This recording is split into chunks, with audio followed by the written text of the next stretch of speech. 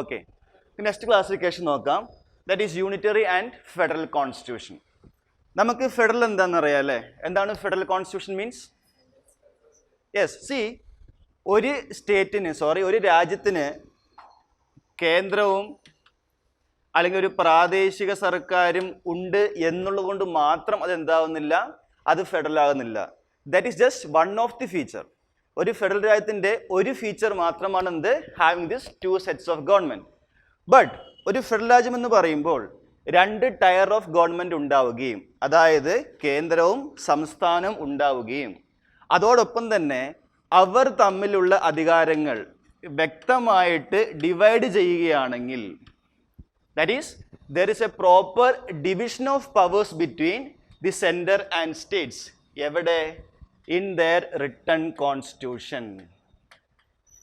അതായത് ഒരു റിട്ടൺ കോൺസ്റ്റിറ്റ്യൂഷനകത്ത് ഒരു കേന്ദ്ര സർക്കാർ ഉണ്ടെന്നും ഒരു സംസ്ഥാന സർക്കാർ ഉണ്ടെന്ന് പറയുകയും അതോടൊപ്പം തന്നെ അവർ തമ്മിൽ അധികാരങ്ങൾ വ്യക്തമായി ഡിവൈഡും ചെയ്തിട്ടുണ്ട് എങ്കിൽ we can call it as A federal constitution. നമ്മൾ ഇന്നലെ പറയുകയുണ്ടായി, സി ഇന്ത്യക്ക് എന്താണ്, റിട്ടൺ കോൺസ്റ്റിറ്റ്യൂഷനാണ് അല്ലേ? ഇന്ത്യയിൽ എന്തുണ്ട്, യൂണിയനുമുണ്ട്, അതുപോലെ തന്നെ സ്റ്റേറ്റ്സും ഉണ്ടെന്നും പറയുകയുണ്ടായി. അപ്പം അതും ശരി തന്നെയാണ്. ഞാൻ എക്സാമ്പിളായിട്ട് പറയുകയുണ്ടായി, എന്ത്, ഡിഫൻസ് ആരുടെ മേഖലയാണ്? കേന്ദ്രത്തിൻ്റെ മേഖലയാണ്. കറൻസി ആരുടെ മേഖലയാണ്? കേന്ദ്രത്തിൻ്റെ മേഖലയാണ്. വിദേശകാര്യം എക്സ്റ്റേണൽ അഫയേഴ്സ് ആരുടെ മേഖലയാണ്? കേന്ദ്രമാണ്. ഓർ പോലീസ് ആരുടെ മേഖലയാണ്? സ്റ്റേറ്റാണ്. പബ്ലിക് ഹെൽത്ത് ആരുടെ മേഖലയാണ്? This is what mean by division of powers. So ഇന്ത്യയിൽ നമുക്ക് രണ്ട് ടയർ ഓഫ് ഗവൺമെൻറ്റുമുണ്ട്, കേന്ദ്രവുമുണ്ട്, സംസ്ഥാനങ്ങളുമുണ്ട്. ആ രണ്ടുപേർ തമ്മിലുള്ള അധികാരങ്ങൾ എന്തൊക്കെയാണെന്നും നമ്മുടെ റിട്ടൺ കോൺസ്റ്റിറ്റ്യൂഷൻ വ്യക്തമായിട്ട് ഡിമാർക്കേറ്റ് ചെയ്യുന്നുണ്ട്. സോ അങ്ങനെ ഒരു ഭരണഘടനയാണ് എങ്കിൽ we can call it as A federal constitution.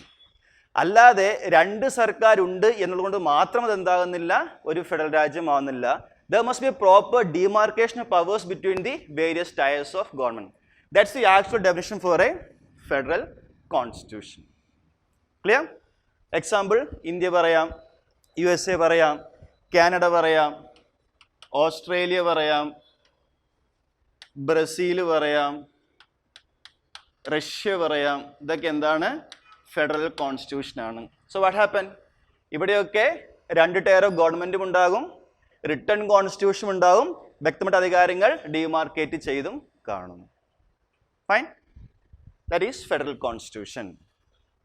ഇതിൻ്റെ ഓൾമോസ്റ്റ് വേറൊരു മെക്കാനിസമാണ് എന്ത്, യൂണിറ്ററി കോൺസ്റ്റിറ്റ്യൂഷൻ. എന്തായിരിക്കാം മീനിങ്? അവിടെ കേന്ദ്രമായിരിക്കും എന്ത്, the most powerful. So in those countries, erase ചെയ്തോട്ടെ, clear? So in those countries they will have a strong central government or they will have a strong national government. അവിടെ കേന്ദ്രമായിരിക്കും എന്ത്, the more powerful എന്ന് കരുതി അവിടെ പ്രാദേശിക സർക്കാർ ഉണ്ടാകാൻ പാടില്ല എന്ന് എവിടെയും പറയുന്നില്ല. These constitutions may or may not have a local government. മനസ്സിലായോ? സോ ഒരിക്കലും തെറ്റിദ്ധരിക്കരുത്, ഒരു യൂണിറ്ററി കോൺസ്റ്റിറ്റ്യൂഷനകത്ത് കേന്ദ്ര സർക്കാർ മാത്രമേ ഉണ്ടാവുകയുള്ളൂ എന്ന് പറയുകയാണെങ്കിൽ അത് ശരിയല്ല. ചിലയിടത്ത് കേന്ദ്രം മാത്രമായിരിക്കാം, ചിലയിടത്ത് കേന്ദ്രവും പ്രാദേശിക സർക്കാരുകളും ഉണ്ടായേക്കാം. നമുക്ക് എക്സാമ്പിൾ തൽക്കാലം UK തന്നെ എടുക്കാം. UK is a unitary constitution. That means അവർ കേന്ദ്രമാണെന്ത്, the most powerful. Even though അവിടെ ഒരു പ്രാദേശിക സർക്കാരുണ്ട്, there is also a metropolitan government.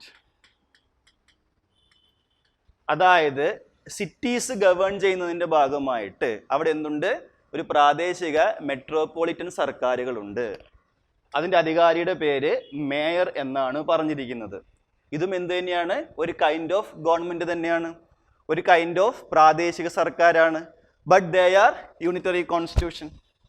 അപ്പോൾ എന്താണ് ഫെഡറലിൻ്റെയും യൂണിറ്ററിൻ്റെയും വ്യത്യാസം എന്ന് പറയുകയാണെങ്കിൽ, ഈ പ്രാദേശിക സർക്കാരിൻ്റെ അധികാരം എന്തൊക്കെയാണെന്ന് തീരുമാനിക്കുന്നത് ആരായിരിക്കും, ഈ കേന്ദ്ര സർക്കാരായിരിക്കും. So in a unitary constitution, if they are having a local government, they are deriving powers from the central government.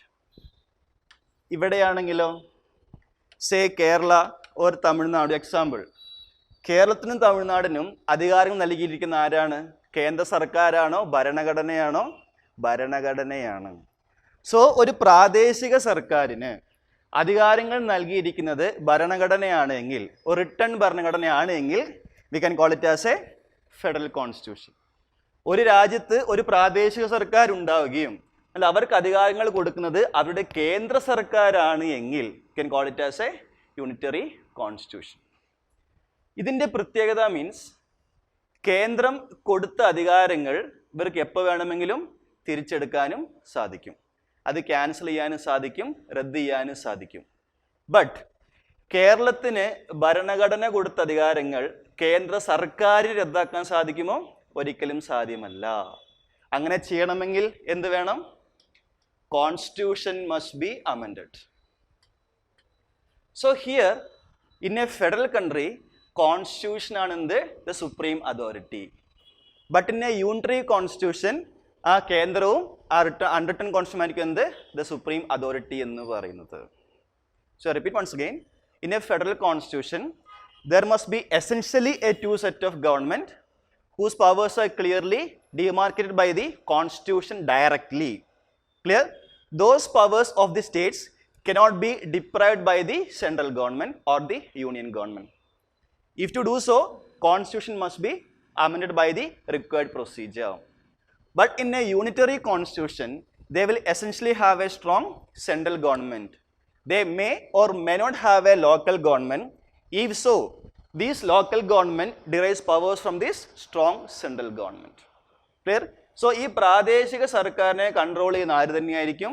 ആ കേന്ദ്ര സർക്കാരായിരിക്കും. ഇവിടെ പ്രാദേശിക സർക്കാരിനെ കൺട്രോൾ ചെയ്യുന്ന ആരായിരിക്കും? ഭരണഘടനയായിരിക്കും. അതാണ് രണ്ടിൻ്റെയും വ്യത്യാസം എന്ന് പറയുന്നത്. UK യൂണിറ്ററി കോൺസ്റ്റിറ്റ്യൂഷൻ ആണ്, ജപ്പാൻ യൂണിറ്ററി കോൺസ്റ്റിറ്റ്യൂഷൻ ആണ്. ഓക്കെ, ഡൗട്ട്സ് ഉണ്ടെങ്കിൽ ചോദിക്കുക. കാരണം പലരും തെറ്റിദ്ധരിക്കപ്പെടാറുണ്ട്, രണ്ട് സർക്കാരുണ്ട് എങ്കിൽ അത് ഫെഡറൽ ആണ് തെറ്റിദ്ധരിക്കാറുണ്ട്. അങ്ങനെയാണെങ്കിൽ UK എന്തായേനെ? ഫെഡറൽ ആയേനെ. ക്ലിയർ ആയോ? ചില തെറ്റിദ്ധരിക്കാറുണ്ട് യൂണിറ്ററി ഗവൺമെന്റിനകത്ത് കേന്ദ്രം മാത്രമേ ഉള്ളൂ എന്നും വിചാരിക്കാറുണ്ട്. അങ്ങനെയല്ല, പ്രാദേശിക സർക്കാർ ഉണ്ടാകാം, ഉണ്ടാകാതെയും ഇരിക്കാം. ഉണ്ട് എങ്കിൽ അധികാരം കൊടുക്കുന്ന ആരായിരിക്കും എന്ന് മാത്രം? കേന്ദ്രമായിരിക്കും എന്ന് മാത്രം. ക്ലിയർ? ഫെഡറൽ രാജ്യങ്ങളിൽ there must have a written constitution. Let me ask you, ഇപ്പോൾ ഒരു ഫെഡറൽ രാജ്യത്ത് ഒരു റിട്ടൺ കോൺസ്റ്റിറ്റ്യൂഷൻ ഇല്ല എങ്കിൽ എന്ത് സംഭവിക്കാം? ഒരു ഫെഡറൽ രാജ്യത്ത് രണ്ട് ടയർ ഓഫ് ഗവൺമെന്റ് ഉള്ള രാജ്യത്ത് വ്യക്തമായ റിട്ടൺ കോൺസ്റ്റിറ്റ്യൂഷൻ ഇല്ല എങ്കിൽ എന്ത് സംഭവിക്കാം? എക്സാക്ട്ലി, സെൻട്രൽ ക്ലെയിം ചെയ്യും ഇത് എൻ്റെ പവറാണെന്ന് ക്ലെയിം ചെയ്യും, സ്റ്റേറ്റ് ക്ലെയിം ചെയ്യും എൻ്റെ പവർ ക്ലെയിം ചെയ്യും. There may be lot of conflicts.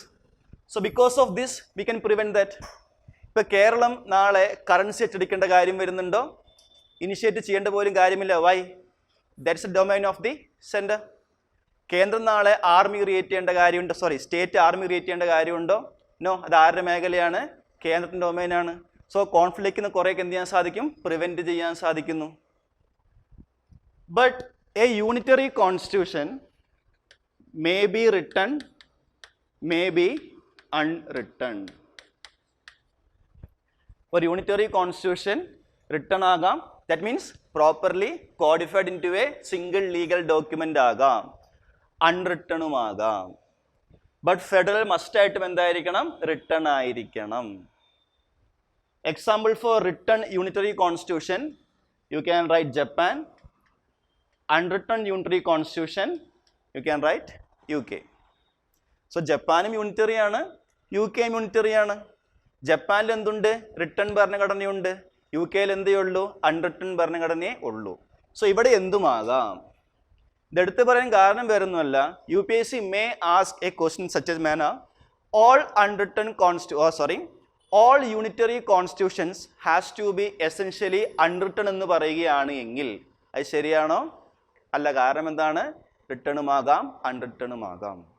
So ആശയങ്ങൾ വ്യക്തമായിട്ടും മനസ്സിലാക്കി വെച്ചിരിക്കുക.